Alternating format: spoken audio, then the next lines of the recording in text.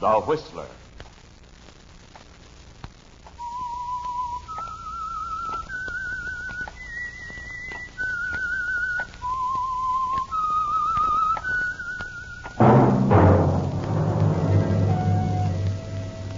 And now, the Whistler's strange story. Frontman.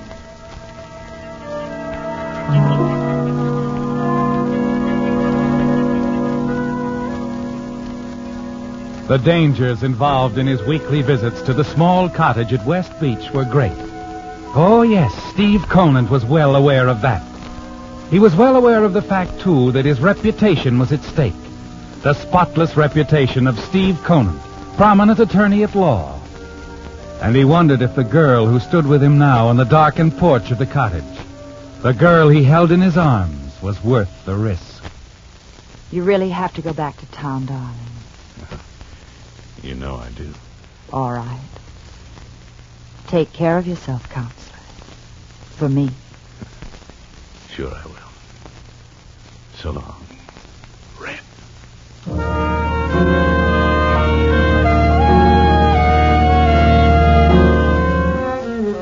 Steve Conant hurried down the path to his car. He looked back once and waved to the girl on the porch, and then drove off into the night.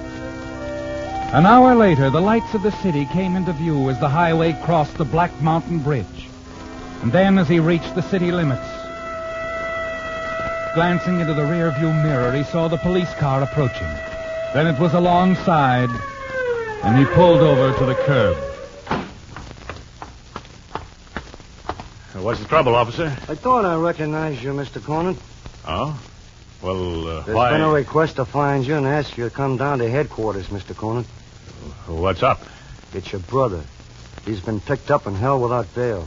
Johnny? What's the charge? Suspicion of murder? He wants to see you.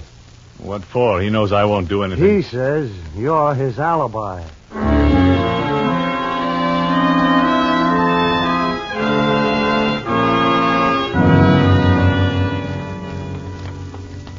This way, Mr. Conant. He's in Lieutenant Haley's office. All right, Sergeant. Sorry you have to come down to headquarters at a time like That's this. all right, I understand. It's quite all right. Sure, Lieutenant. Go ahead, rave on. So you think I killed Tolman? Lieutenant. Yes, what? Oh, Mr. Conant, come on in, come in. Hi, Stevie. How are you, Lieutenant? I'm sorry about this, Mr. Conant, but Johnny here tells us... Yeah, I told him you were with me, Steve, all afternoon at my place. Buzz Tolman's been killed, Mr. Conant. We think Johnny did it. Now, I know he's your younger brother, but this is murder. Were you with him all afternoon? I haven't seen Johnny in a month. Well, Johnny. Wait a minute. What's so funny? You are, Lieutenant, you are. I'm surprised you fell for my little gag. I just told you he was my alibi so you'd bring him in here and fast. Why, cute, huh? I was afraid of that. Now, how about it, Stevie? Come on, get me out of this pillbox, huh? Sorry, Johnny. Get yourself another lawyer. What did you say? You heard me. I told you a long time ago we were washed up. I don't want to have anything to do with you and your dirty rackets. Why, you cheap shyster. You turned down your own brother? Half-brother, Johnny. You'd like to see me go up for murder, wouldn't you? You wouldn't lift a finger to Take it easy, tough guy. Okay, Steve. Go on your way. I can get off this hook without you, but I'm not going to forget this, understand? Someday I'll do as much for you. Without a word, you turn and walk from the room. Johnny's voice, his threat, still ringing in your ears. Lieutenant Haley walks along the corridor at your side, has an apologetic word, a friendly pat on the back to give you as you step out into the street. He understands, doesn't he, Steve? They all understand. As Stephen Conant, one of the most respected lawyers in the city, you can't afford to have your name linked with anything unsavory. You can't afford to have any connection with the racketeer, your half-brother, Johnny Conant. The following day, you scan the newspapers nervously. It's all there, isn't it? The killing of a rival racketeer, Buzz Tolman. Your half-brother Johnny's arrest, and he's still being held without bail. But that night at your apartment, you have a visitor. Oh, Lieutenant Haley. Come on in. No, thanks, Mr. Conant. I just stopped by for a moment. I wanted to tell you about Johnny. Oh? He's been released. I thought you'd like to know. Really? Oh, yes, thanks. He came up with a very good alibi. A nice, tight alibi. We couldn't hold him. Oh, all right, Lieutenant. He's still pretty sore, Mr. Conant. Now, if you want, I'll give you a couple of my boys who'll see that won't be necessary. Thanks just the same. Okay, whatever you say.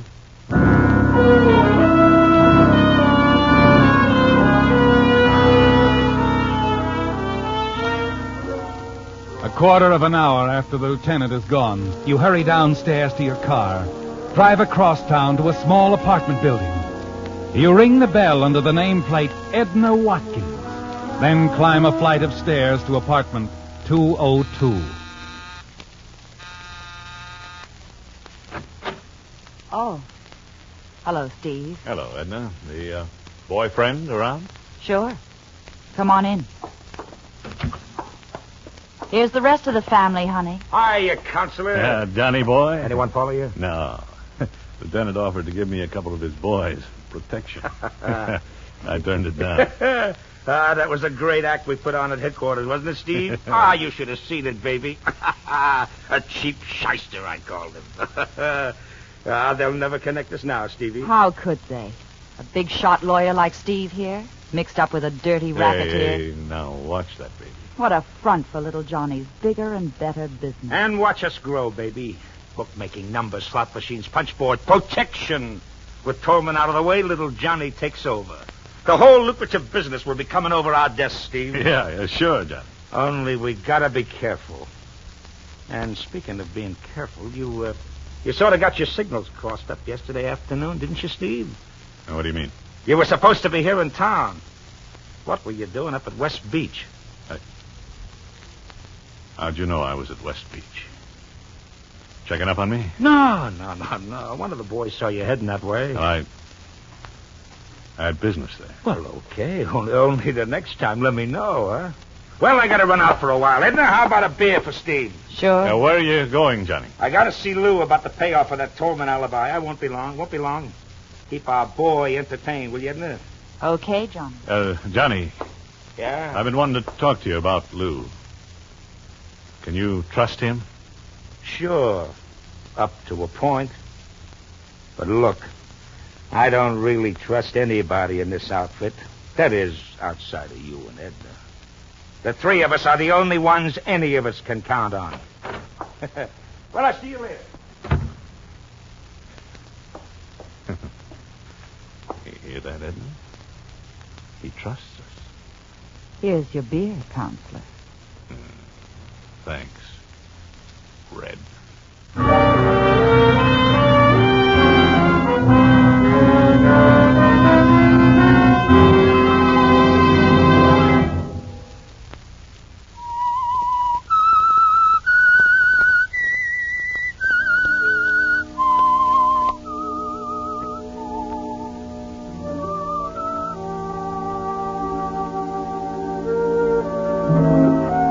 As Steve Conan, prominent attorney at law, you've been a perfect front for the activities of your half-brother Johnny Conan, the racketeer, haven't you, Steve? Yes, and so far, no one has suspected that this partnership exists. It's a dangerous partnership, isn't it, Steve? You shudder at the thought of what Johnny will do to you if he ever finds out about you and his sweetheart, Edna. You know how ruthless Johnny can be when something stands in his way. He'll get you, just as he got rid of Buzz Tolman, the rival gang boss, with a bullet. In the past several weeks, you've tried to think of a way out, a way to dissolve this dangerous partnership. But it's no use. You're trapped. And then one night, a week after the Tolman killing, you're in your apartment. Hello? Hello, Counselor. Oh, hello, Edna. I want to see you. Can you come over right away? Too risky, Edna. Never bothered you before, Don. Yeah, well, look, we can't take any chances. Johnny won't be around. Right now, he's hiding out in a little apartment over on 76th Street. Hiding out? What's happened? Suppose you come over, Counselor. I'll tell you all about it. Oh, and you better use the back stairs. Just in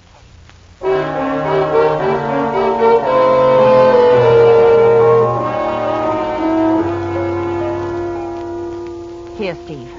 I'll show you why Johnny's hiding out. Take a look out that window. Huh? Who's he? That little gent in the doorway across the street is one of Tolman's boys, waiting for me to lead him to Johnny's hideout. He'll have a tough time getting to Johnny with Sid and the rest of the boys around. Johnny's out there alone, Steve. Alone? Getting into the big time has made him a little jittery. He won't even trust his own boys anymore. We're the only ones who know where he is. Oh, well, look, Johnny can't go on hiding forever. No, he won't. He figures to let the Tolman boys simmer a while, cool off. Then he'll make them an offer. He's pretty sure they'll take it. Well, I'm sure they will, too. Some of those boys have short memories when the dough looks good. Steve. Yeah? I've been thinking. Suppose I made it easy for that trigger man out there to find Johnny. What are you driving at? I let him follow me out to Johnny's hideout. No, Edna, no. You want Johnny out of the way, don't you? Not like that. Why should you split halves with anybody when you can run the whole setup yourself? But we'll never have to be afraid of Johnny finding out about it. Use your head, Edna, so Johnny gets it. The next thing you know, cops are swarming all over that apartment on 76th. They'll find the book. The book? Yeah, the deals, the payoffs in Johnny's little black book. Names, addresses, everything's there. I'm dead. I'll get it for you. Edna, that book is the only thing that links me with Johnny. The only proof. I said I'd get it for you. Well. I'll have to think about it. Okay. In the meantime, how about fixing a drink?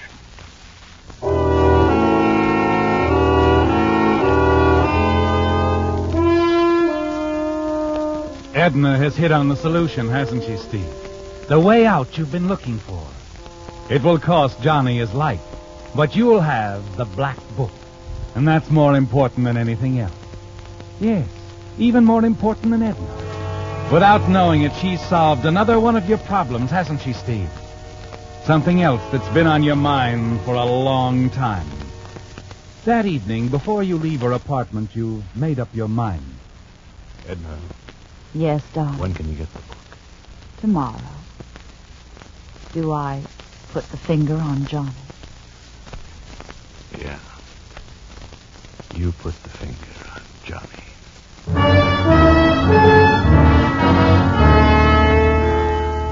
You congratulate yourself as you leave the apartment, don't you, Steve? It's going to be so simple. A killer's bullet will dissolve your partnership with Johnny. And with his book in your hands, the only link connecting you with the rackets, you think you'll find a way to be free of Edna, too. You know she'll go to the police and tell them of your connection with Johnny. But without the book, she'll have no proof. They'll laugh at her.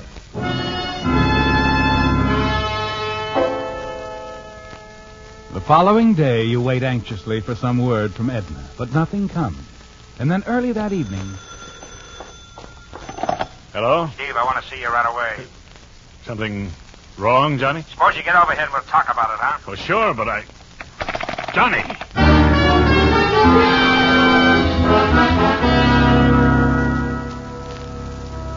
Come on in. In here. Hello, Edna. Hello? Well, what's the trouble, Johnny? Sit down. Sit down. Yeah, sure. Well? It's the guy Sid got for the Tolman alibi. He's falling apart at the seams. Oh, I see. Something went wrong. The cops have him downtown now, and they're putting the screws on him. I don't know how long he's going to hold out. Yeah, that's bad. Yeah. So we got to think of something. You are the brains. You think of something. Come on. Well, give me time. We ain't got time. If that guy squawks, the cops will be all over town looking for me. I gotta know now. Do we stay here or do I run? Well? Johnny, the phone, you want me to... No, baby, I'll get it. It's probably Sid. Keep thinking, Steve. I'll be right back. Yeah, that was close. I thought he was onto us. He isn't. Stop worrying. What are you going to tell him to do?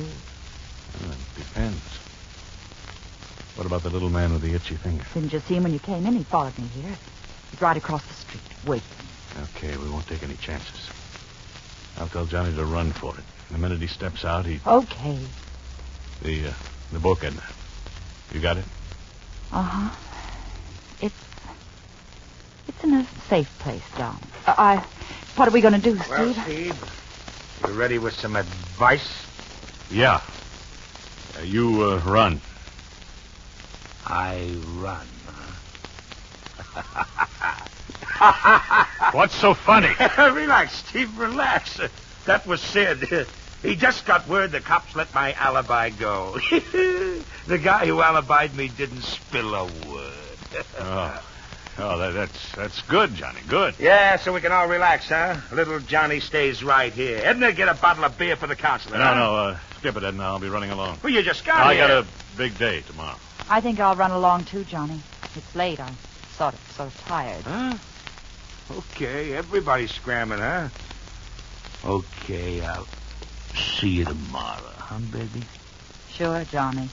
And look, honey, be careful. Don't let anybody follow you.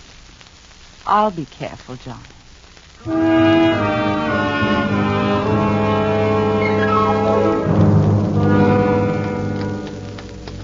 Steve, see him across the street? Yeah, that our boy with the itchy finger? Uh-huh. Yeah, go on. I'll get in. Yeah.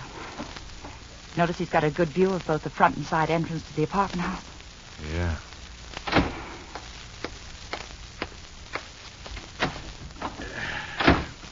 He's not going to do us any good, as long as Johnny stays inside. Edna, Yes, darling. about the book. It's in a safe place, Steve. Don't worry. I want it. You'll get it. Tonight? No. Well, what's the idea? The idea is, little Edna's been thinking it over. Maybe I'll hold on to it for a while. What for? A girl can't be too careful these days, darling. Suppose, once you got your hands on that book, you walked out on me. Oh, that's crazy. Is it? Kiss me, Steve. What? I said, kiss me. Nice. Very nice, but, well... But what? Well, it just doesn't seem the same. Not like it used to be, darling. A woman has a way of noticing those things. And lately, Steve, I've been noticing. Now, look, Edna, you're all wrong. Maybe I am. Maybe you can convince me. Let's wait and see, huh?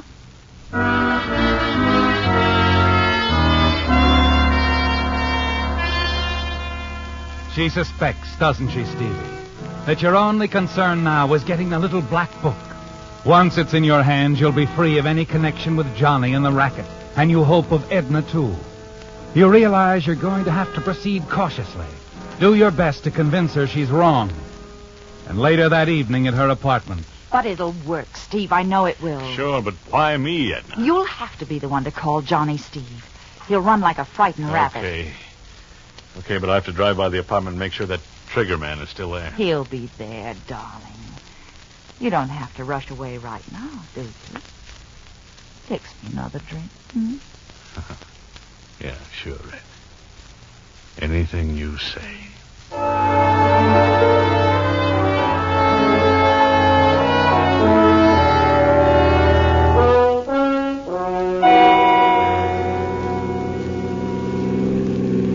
Edna, slow down.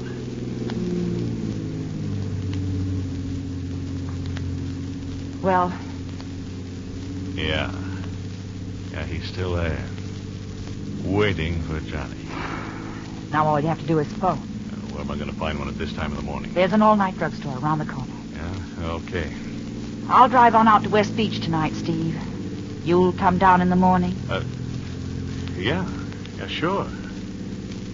Well, that give you enough time to think it over? That I'm on the level with you? Still worrying about the little black book, huh? I'll think it over. Seriously.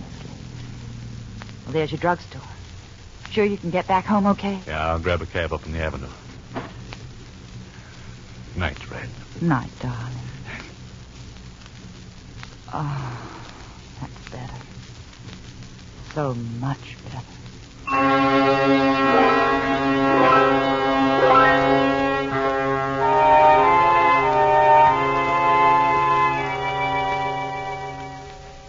Sure, I know it's 3 o'clock in the morning, but I had to phone you. I couldn't wait. Oh, okay.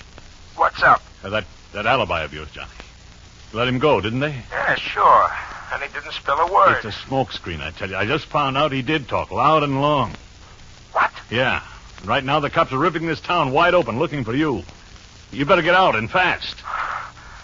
Okay. Now, look, get over to my place. My car is parked in front. The keys will be in it. When you get out of town, you better leave it and switch to something else. Thanks. Thanks, Steve. I won't forget this. Oh, that's all right. Glad to do it, Johnny.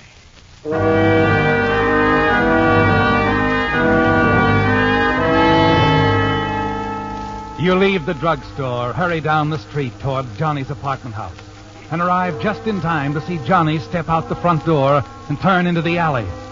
Then a figure slips out of the shadows, crosses the street, and darts into the alley after Johnny.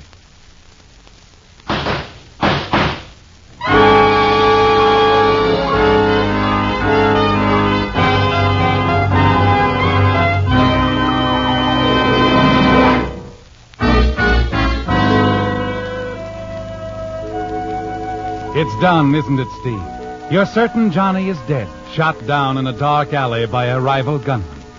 Now there's only Edna to worry about, and the little black book containing the complete record of your activities as the front for Johnny's racket.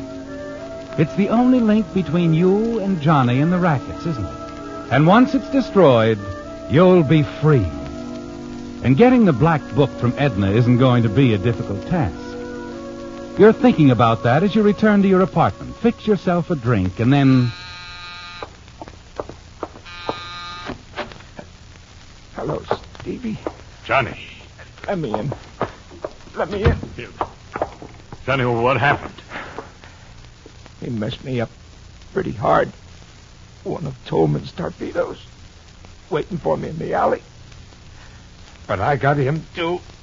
Yeah, let me sit down. Yeah, sure, but I... Thanks. Thanks for the offer. The car. But I ain't gonna make it. I had to tip you we'd been double-crossed. Double-crossed? She did it, Steve. Edna. She tipped that trigger man. And the black book, it's gone. She must have taken it. She's gonna take over with some other guy. And use you. Yeah, no, you're wrong, Johnny. Edna wouldn't... Look, I know. She's been meeting some guy out at West Beach. Sid found out. She's probably on her way to him now. Hey, wait a minute. Johnny, put that gun down. I never thought of it before. You've been going to West Beach a lot. Are you crazy? I've always been on the level with you. Sure. Oh, sure, I must be nuts to think you'd cross me. You're a good guy. Find out who that is. Yeah. Who's there? It's me, darling. Edna. I've changed my mind about keeping the black book. Edna, no! Edna. The book's yours. You win, Steve. I have it with me now. The book. That sort of clears up everything, doesn't it, pal? No. Johnny, wait! All nice and clear.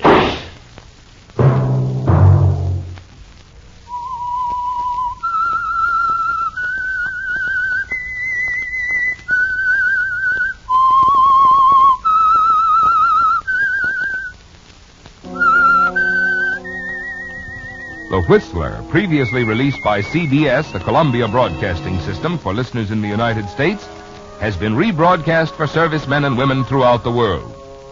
This is the United States Armed Forces Radio Service, the voice of information and education.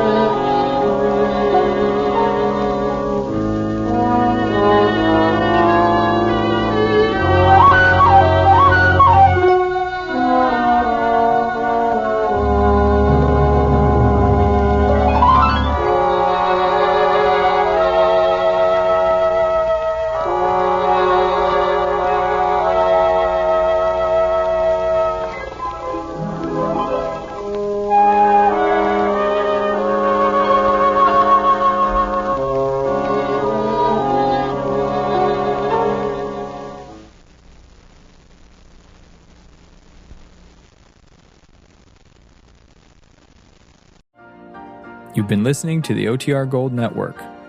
Find more classic radio at otrgold.com.